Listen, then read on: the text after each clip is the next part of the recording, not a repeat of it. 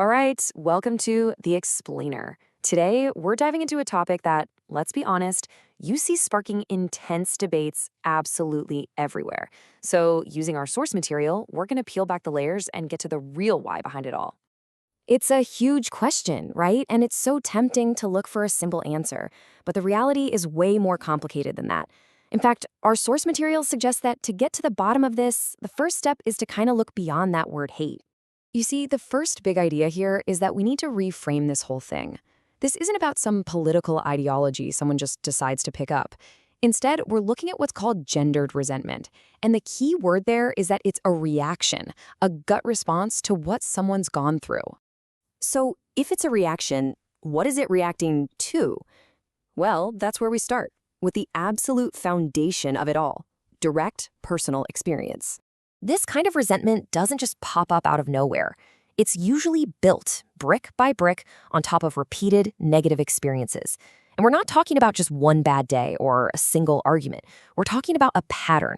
Things like emotional neglect, manipulation, harassment, or just that constant feeling of being ignored or talked over.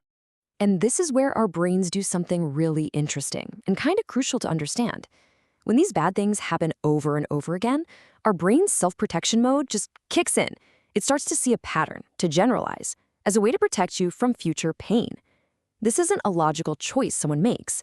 It's a deep, primal survival instinct trying to keep you safe. You can actually see how this whole thing builds up emotionally, step by step. First, there's often fear. Just this raw feeling of not being safe.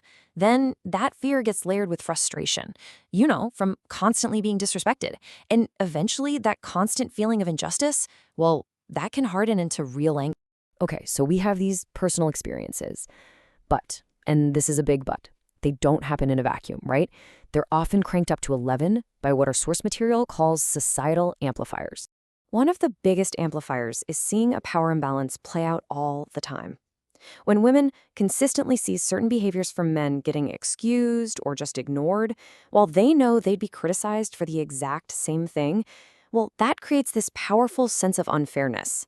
And that feeling, but the rules are just different depending on who you are, man, that is potent fuel for resentment. And then, of course, there's the internet. Think about it.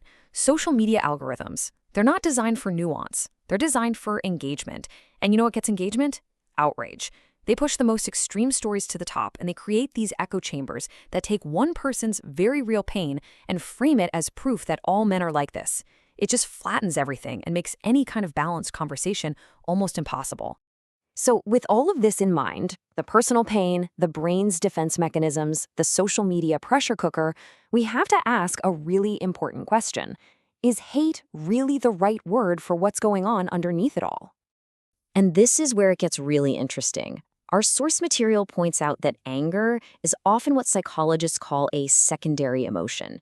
It's like the tip of the iceberg. It's the thing you see, but it's hiding all these deeper, more vulnerable feelings just below the surface. And a huge part of what's under that surface can be unprocessed trauma. When the pain caused by a specific person or situation never gets a chance to heal, the mind can try to get some sense of control by spreading that anger out. The anger gets generalized because the original specific wound is still wide open. And, it's not always something as intense as trauma. Sometimes it's this deep, sinking feeling of disillusionment. It's what happens when the real world just doesn't line up with the expectations for fairness and respect you were taught to believe in.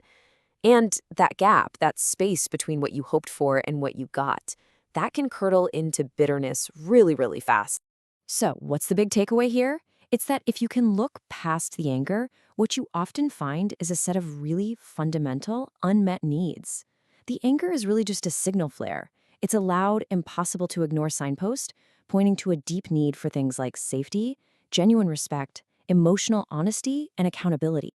All right, this brings us to our final, and maybe most important point, something our source material calls the mere truth.